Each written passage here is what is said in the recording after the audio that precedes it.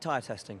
Let's cover that first. How difficult is it as a driver to get in to not know what the compound is, what it is they're looking for, exactly what you're running and why?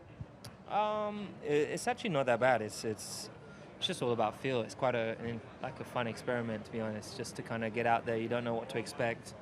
And there's always just a different balance. The tires reacting in so many different ways each time you go out when you're trying something new. So sometimes the front tires are stronger, sometimes they're, and it could be in the low speed corners, it could be on an initial turn-in, or it could be mid-corner, it could be on traction, it could be in high speed support. Like it's interesting. So you're just trying to get into the groove and then try and feel it and try and feel kind of what the difference is, and then trying to like store what those differences are. So when you come in, you have to like jot them all down. And then, when you're doing a blind test, you hope that your feeling is right. But yeah, you just have to say how you feel. And What percentage are you sort of pushing? I guess you can't go out there and just give it 100%. As you say, you're feeling your way around, trying to determine exactly how that tire's going to react.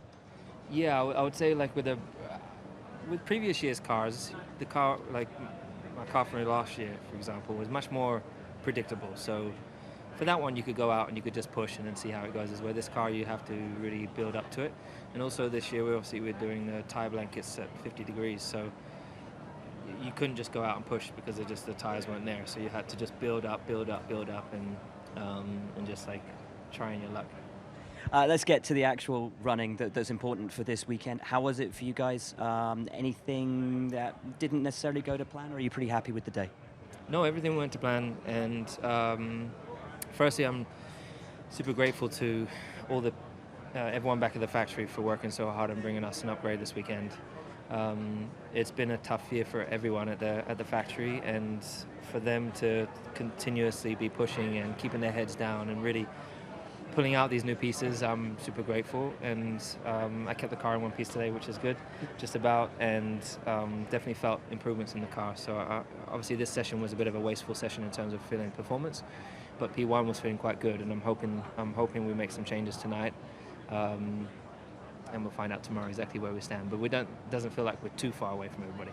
We know this track is notoriously bumpy at the best of times, and with the cars being so stiffly sprung this year, we've seen problems in other places. How was it in the cockpit? Horrible.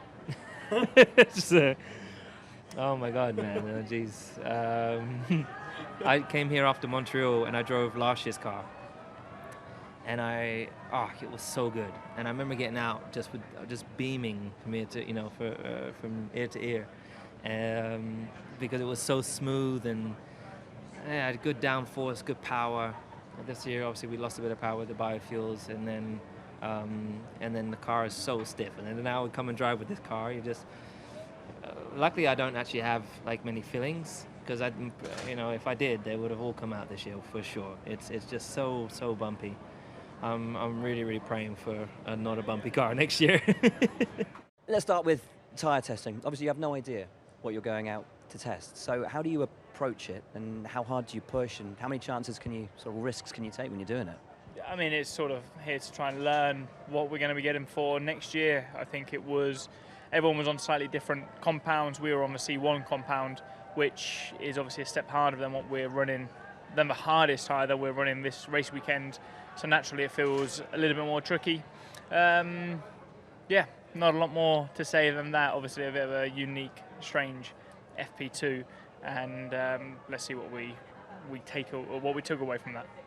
Let's listen about what you took away from the meaningful running for this weekend. Obviously some upgrades on the car. How have they worked? How confident are you going into the rest of the weekend? I think it worked okay, to be honest. FP1 was a bit of an odd session for everybody as well. There was a few teams who were looking very fast, a little bit unexpectedly. Some other teams who probably weren't as quick as we probably would have thought. And obviously having semi-missed FP2 because we were all running our own programs, we don't really know what the pecking order is. So far the car's feeling quite strong, which is promising. I think you always get an inkling very early on in the day if it's going to be a good weekend or a tough weekend. We're midway. It feels like it's definitely not the worst the car's been, but as I said, we don't know what Red Bull and Ferrari are going to do when they turn up tomorrow. We always hear you guys saying you can only focus on yourselves and just, be completely single-minded in that. But as you've said, you don't know where you are in the pecking order. So how much do you look at what everyone else is doing, and how much do you just focus on yourselves? Yeah, I think we always take a view at what people are doing, seeing what downforce level they're on, looking at sort of a tyre preparation they do to see if we can learn anything from that. But equally, we will always have our own problems that we need to resolve. But it's always interesting if there's a team that look outstandingly quick. I think Aston Martin were very fast in FP1.